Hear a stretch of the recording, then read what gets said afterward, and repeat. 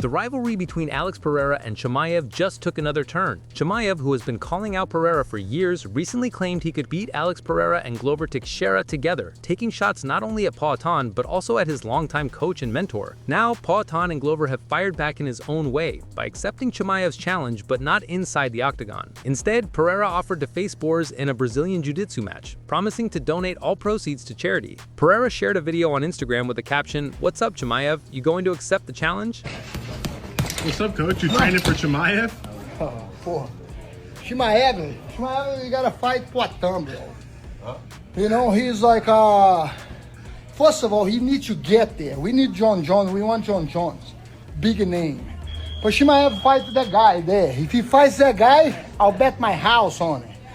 I'm retired, Chimaev, but I'm around. You mess with me in the lobby of the hotel, anywhere, you see me. You mess with me, I snatch the life right out of you, man. Tá pegando aí? Não, Chimaev. Ah, porra, velho. Porra, fala de Chimaev, velho. Pô, esse cara, pô, fala de lutar comigo. Pô, tem que chegar, entendeu? Pô, não tô... Tá longe, velho, tá longe. Mas eu posso, né, fazer um desafio aí, lutar na área dele, se ele quiser. Olhar, deixa eu olhar. Vamos lutar na sua área, então. Pô, vamos lutar no grappling, então. Pô, e outra. A gente pode lutar no UFC, né? Tá passando, tem um evento do UFC, né? Agora, né? O Jiu-Jitsu lá, tá. Pô, vamos fazer isso aí então, vamos fazer acontecer. E outra, eu nem sei quanto que eu vou ganhar, mas é uma grana boa, né? Pô, tá ligado? Quem sou eu, né? Uma grana boa. E essa grana vai ser doada 100% pra caridade. Tá bom pra você? Chama. Aí eu falei que ia postar minha casa no MMA, mas essa praga é doida, quer lutar no grappling. Porra, vambora então. Vambora. Chama. Chimaev quickly responded on social media, clapping back at Glover, sharing a picture with a caption, "Uncle, you need rehabilitation." Borz also responded to the challenge, writing, "Let's go, easy money." While fans still hope for an MMA clash between the two, a grappling showdown between Pereira and Chimaev could become UFC BJJ's first blockbuster. Before we get to the next news, if you love staying on top of MMA updates, hit that subscribe button. We're fans just like you, and we'll make sure you catch all the biggest stories first.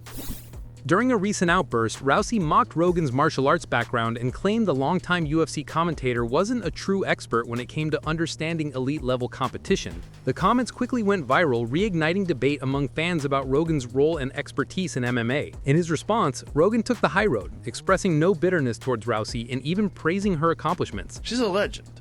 I mean, I got nothing but love and respect for that lady. What she did was so impressive. She was the first legitimate female superstar. She made the UFC female division possible. If it wasn't for her, Dana was very open about never having female UFC fighters. It took someone that was that dynamic, that was that special, to open his eyes and go, you know what? I think this lady's a star. And to be the type, like when she said, like, I wasn't an expert, everyone's entitled to their opinion, you know, but you got to understand why she thinks like that, because she has a champion mentality. You never fought, you ain't shit. You know, it's real simple. The MMA community quickly reacted to Rogan's response, praising him for handling the situation with class and professionalism. Respect. She was trying to downplay Joe, and he still has nothing but admiration and respect for her. Wow, Joe is being incredibly gracious here. I think he's going out of his way to deal with her with kid gloves because he knows he's dealing with a spoiled child. Based response. Joe showing why we all watch his podcast. Grown-ass man response. I respect it. If I was him, I would have been less nice. What do you think of Rogan's response? Former two-division UFC champion Jon Jones turned heads after releasing a slick promo video teasing a potential fight at the UFC White House event next summer. In the summer of 2026, America turns 250 years old, and I couldn't be more proud to call myself an American. I love this country, the people, the promise, the fight. This nation was built on courage and conflict, on belief that we could take on the biggest, the boldest, and come out victorious. That's how I've lived my life. I can't help but think, what a better way to celebrate America's fight than for its best fighter to put it on full display.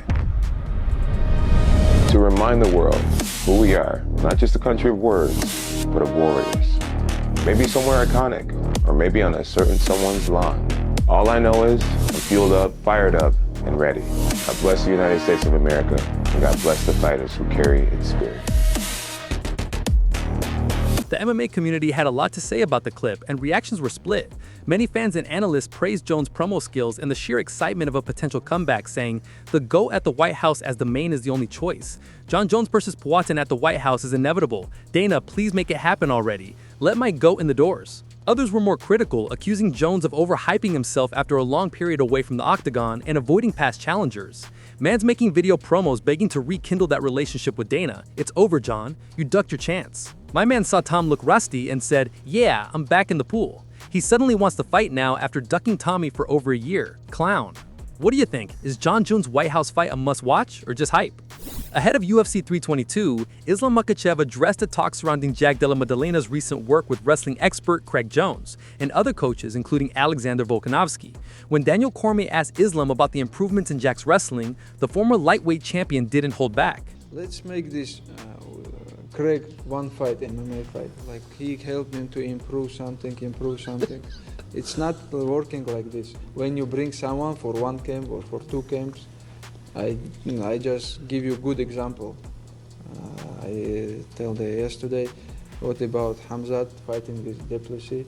I think Duplessis bring many coaches, many partners, but it's not help. It's not working like this. He was waiting. Why was he waiting so long to try? Did he ever sprawl? Who? Duplessis, did he ever sprawl? I don't think he ever sprawled. Like, upset, but I don't think he even watched the wrestling match on the TV, you know? He not sprawl. He didn't sprawl one time. In response, Craig Jones didn't miss the beat, sharing a hilarious video on social with the caption, "Send him 2-3 years Australia and forget. That look I've only seen in the exes that really loved me." He's working with Craig Jones.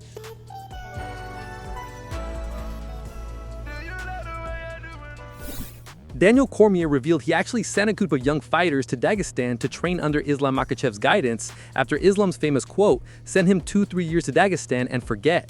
We sent some kids to Dagestan. Like, Islam made that, he said that, but he wasn't joking. This was not a joke. This was him being serious. All 8 of those kids that went, it benefited them. That and all the other work that they did over the course of their lives. But I think that experience culturally really did elevate them and open their eyes up to what level of training is, and also like the level of competition that's out there for them. They understood by going there, it's bigger than just what we see here in California. Could sending young fighters to elite camps like Dagestan become a trend for building the next generation of MMA stars? Ciryl Gane has returned to the gym following the controversial eye poke incident against Tom Aspinall at UFC 321. The latest training footage shows the French heavyweight moving with impressive speed, precision, and focus, signaling he's fully recovered and ready to get back in the octagon. Carlos Prates is confident that a spectacular finish against Leon Edwards at UFC 322 could propel him into the welterweight title picture. The Brazilian striker stated, "If I knock Leon out in a good way like I did in my last fight, I'm going to be the next contender for the title. I also agree that there are guys ranked higher than me, but people pay to see blood and violence, to see someone get knocked out, not to watch someone hugging for 25 minutes straight." Alexander Volkanovski recently shared his admiration for former lightweight champion Islam Makhachev, saying he'd love the opportunity to train with him one day. Despite his respect, Volkanovski still predicts Jack Della Maddalena will come out on top in their upcoming clash. But me and Islam, we're obviously good. He's a good dude. Even though I was obviously helping Jack Della Maddalena, Jack's my guy. He's been in my camp a few times. Aussie, obviously I'm going to help him. Got a lot of respect for Islam. Great dude. Would love to train with him eventually. But right now, Aussie, right? Makhachev also expressed interest, but in joining Volkanovski on his popular podcast, Cook with Volk, saying, "I saw that Volkanovski has a podcast where he cooks. I would love to make some steaks with him." Jack Della Maddalena revealed that the rooftop face-off with Islam Makhachev in New York City ahead of UFC 322 was nerve-wracking, but not what you would expect. Not much. It's hard to sort of gauge. We're on top of a building. I was pretty freaked out about that, so it was hard to sort of gauge too much. Are you afraid of heights? A little bit. Valentina Shevchenko's coach Eric Nicksick shared his insights ahead of the UFC 322 co-main event against former strawweight champion Weili Zhang. Actually really looking forward to this fight. I'd like to see how Weili fares without having to cut that much weight, because I know it took a lot for her to cut to 15. So I think she's going to be bigger, stronger for the division, but I just feel like Valentina is going to be too much for all-around skill set wise.